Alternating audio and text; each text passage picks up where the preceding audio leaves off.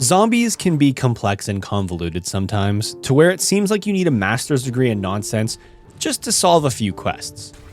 2 hours and 10 minutes. That's how long it took me to reach round 100 after doing some of these goofy quests to get free wonder weapons. Even for those of you who don't play zombies very much, I guarantee even you can reach round 100. Maybe even on your first try. So I'm going to keep things fully in depth, yet straightforward and simple. So no matter your level of understanding, you too can reach round 100 and unlock the another round and even a few other Dark Ops challenges along the way, not to mention the amount of XP and Battle Pass progression you'll make. Before you even load up into Shattered Veil, you're going to want to set up your augments to make this strategy as easy as possible. If you don't have these augments unlocked, you don't need them to reach round 100, but they do make it so much easier. If you're going to research augments from most important to least important and how they help you in the round 100 strategy, here they are. For depth perception, you want Critical Eye, which has a small chance of turning body shots into headshots. Paired with Deadshot and the Dead Again augment, critical kills have a chance of adding a bullet back to your magazine. With these two augments paired together, using the WunderWaffe, each kill has a chance of becoming a critical kill that then has a chance of adding a bullet to your magazine. This combination is the most important, as it's going to make your WunderWaffe appear as if it has unlimited ammo. In practical use, it pretty much does, so these two augments are the two most important. With the Vultrade perk, Vultrade ammo drops give you more ammo towards your Wonder Weapon, which will replenish your WunderWaffe ammo. That's amazing.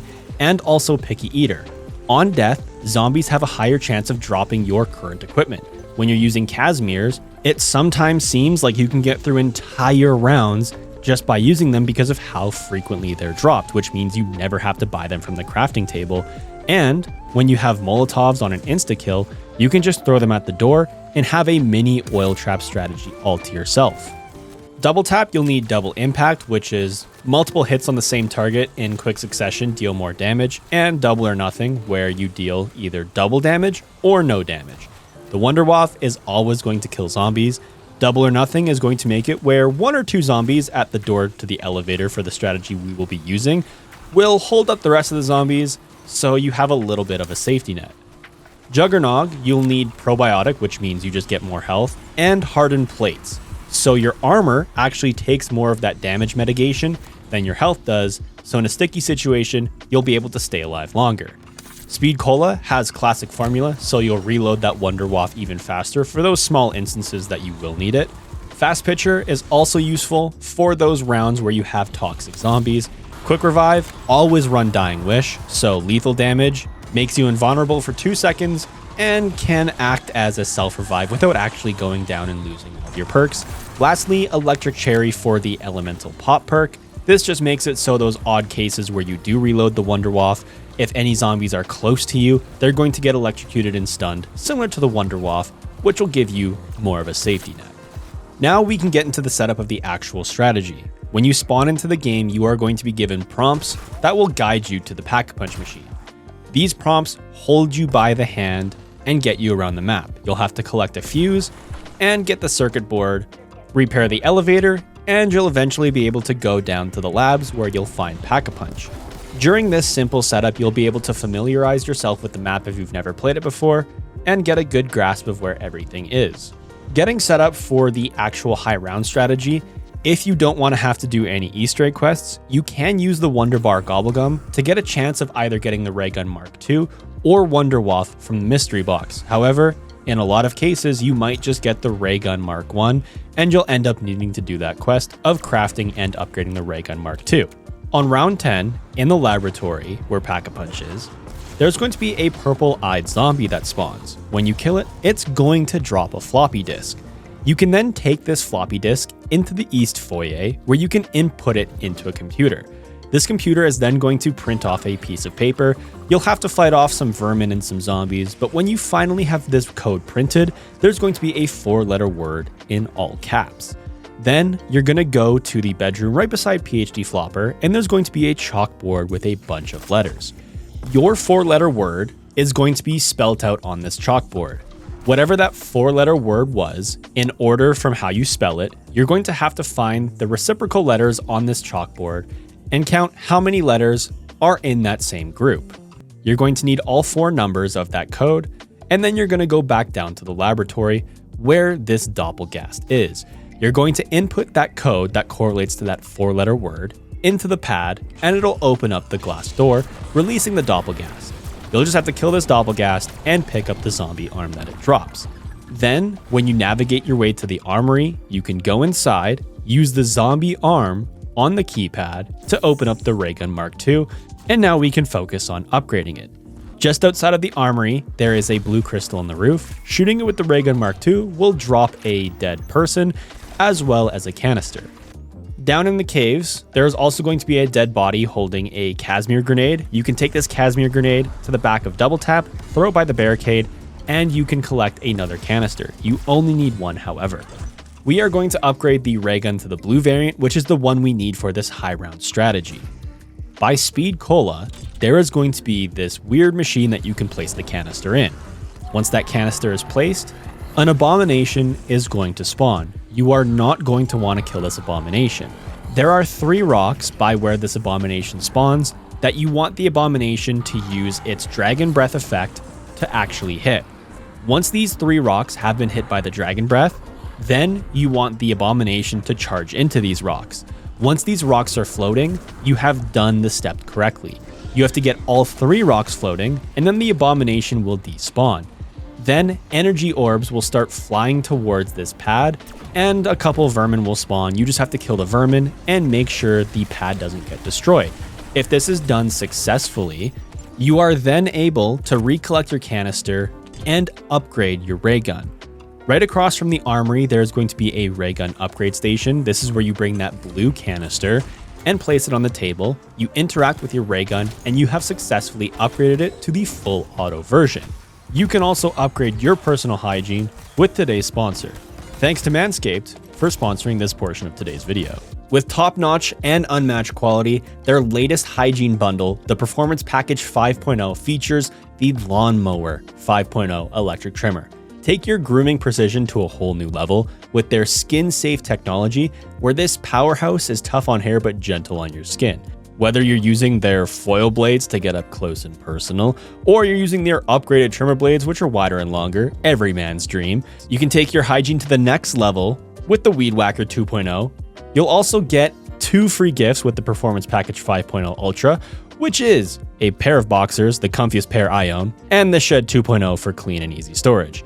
Using code TWILD, you'll get 20% off, free international shipping, and 2 free gifts, baby. It's that simple.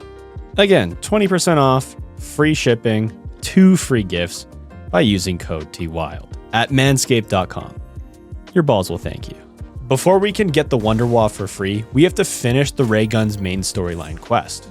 In the banquet hall just before the elevator, the sconce is going to be in this box. You'll pick it up and take it to the main hall where Juggernog is and place it on the wall.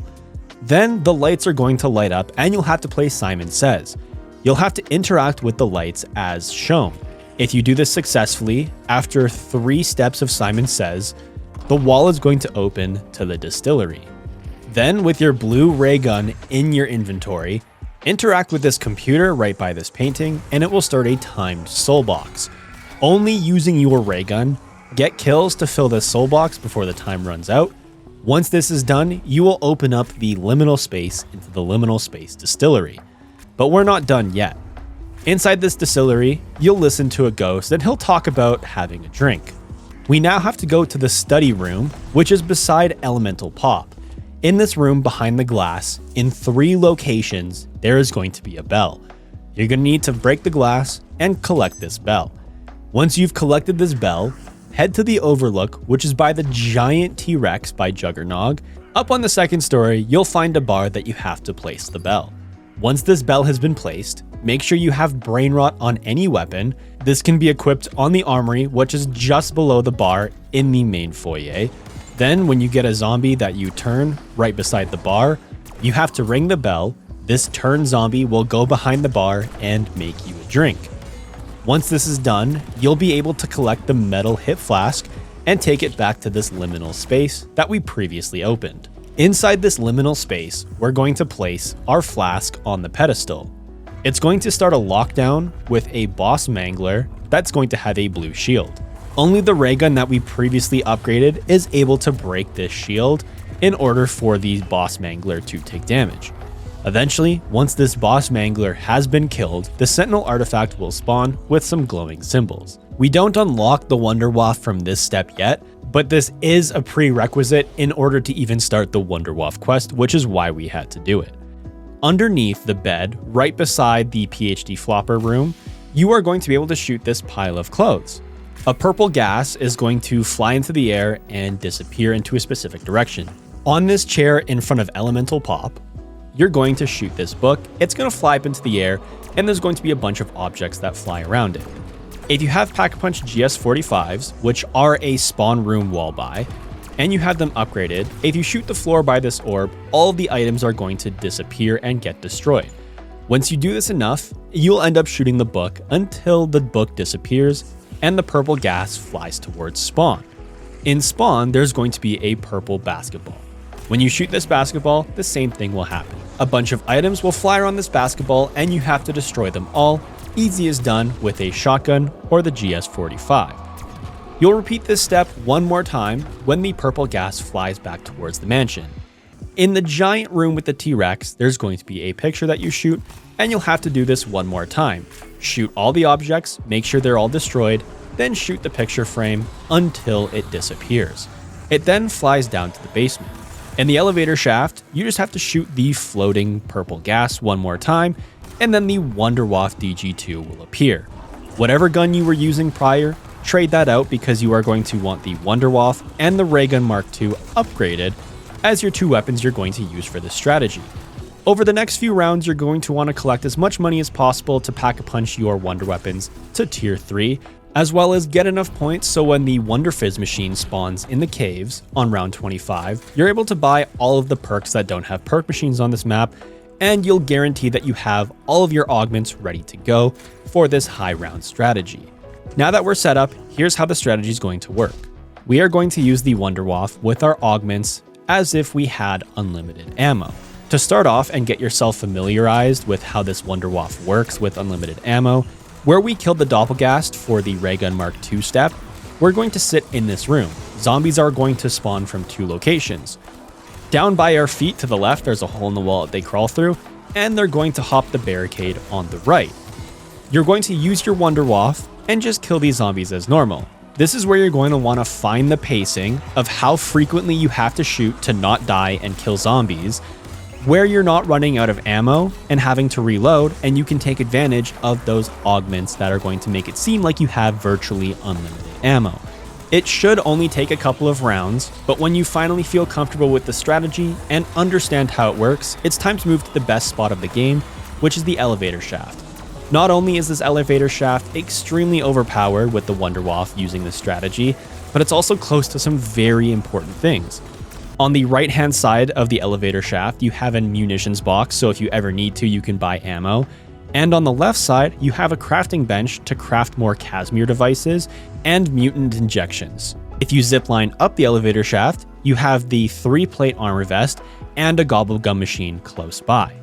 On any normal zombie round, you're just going to sit in this elevator and use the WunderWaffe as normal, where you're going to have virtually unlimited ammo. On the rounds that disciples spawn in, you're going to want to throw one of your Casimir devices. When that Casimir device is active, take out your upgraded ray gun and focus on these elder disciples until they're dead. The reason we're using the blue or full auto ray gun is because the disciples get absolutely fried by them.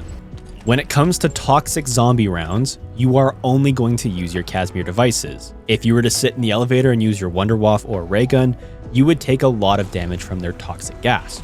All you have to do is throw your Casimir device just outside the elevator, and all of the toxic zombies will get sucked into it. You'll only need one Casimir device going up to about round 80. Past round 80, you'll need 2 to 3 per round. Of course, with your Vulturade augments, there will be lots of Casimir devices dropping for free, or the worst case scenario, you just have to go to the crafting bench, craft a couple more Casimirs, but that's not going to be a huge issue. You get so much salvage and essence in this strategy, and you rarely have to go buy anything, to where you'll have tens of thousands of salvage, and hundreds of thousands of essence if you ever need to go buy ammo or anything from the crafting bench. And I know you're thinking right now, wild, I don't have these augments unlocked. How am I able to do this strategy and get to round 100 as well? Here's the answer. The strategy does not change. You are going to sit in the elevator and use the WunderWaffe. The only thing that changes is you might have to use some of your failsafes more often. There are quite a few escape routes or things you can do if you're ever going to go down that you can completely avoid going down with, regardless of what augments you are using. The first and most obvious is you can use the zip line in the elevator and zip up. You won't get hit by zombies while this is happening. You should also be using the field to upgrade Aether Shroud. If you are, the augments you should run is Burst Dash, so you get a little bit of distance from the zombies the second you activate it, and Extra Charge, so you can use it twice. But even then, without augments, it's still extremely useful. Zombies will completely avoid you, and you'll also be able to have your Casimir devices. Your Casimir devices suck all the zombies into it when it's active, so nothing's going to be attacking you, so you can get away, reset, heal up, buy ammo, buy armor, whatever you need to do while it's active. Because of the amount of salvage you're going to be collecting in this strategy, you're also, in the worst case scenario, able to pop a mutant injection. You become invulnerable and still get to kill zombies for a decent amount of time without any risk whatsoever. This is also where you're going to be able to unlock some Dark Ops challenges.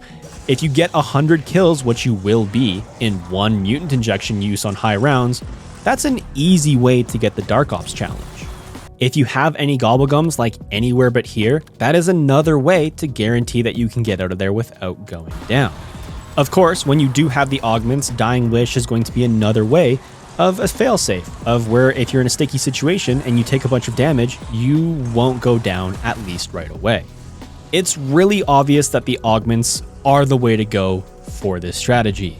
But don't worry, I have tested this strategy without augments. I went into my augments and made sure none of them were equipped, then went into my save file where I was on round 123, and without augments, I used this strategy. Whenever I was running low on ammo, I would use Aether Shroud to run to the ammo supply, run back to the elevator, and just keep going with the strategy, and nothing changed. When the disciples spawned in, I would just throw a Casimir, take out my ray gun, kill them, and go right back into the elevator. Even without augments, this still works. And you don't have to worry about essence or salvage, even if you're having to spend lots of it buying Casimirs, buying mutant injections, and ammo. As long as you have the Voltrade perk with no augments, zombies are going to be dropping more salvage, more points, and more ammo for you to use. It's an extremely broken, if not the easiest and fastest round 100 method there has ever been in zombies. I guarantee that someone who's never played zombies before doing this strategy could get to a pretty decent high round. In theory, they could even get to round 100 on their first try. Worst case scenario, they're getting higher and higher rounds every time they do this strategy and unlocking augments along the way to make this strategy, well, to the overpowered way that it is with augments. And that is how you get to round 100 on Shattered Vail in 2 hours and 10 minutes. You could do it even faster if you turned on the Rampage Inducer. I completely forgot that it was a thing and turned it on pretty late. So this strategy, you could easily get round 100 in under 2 hours.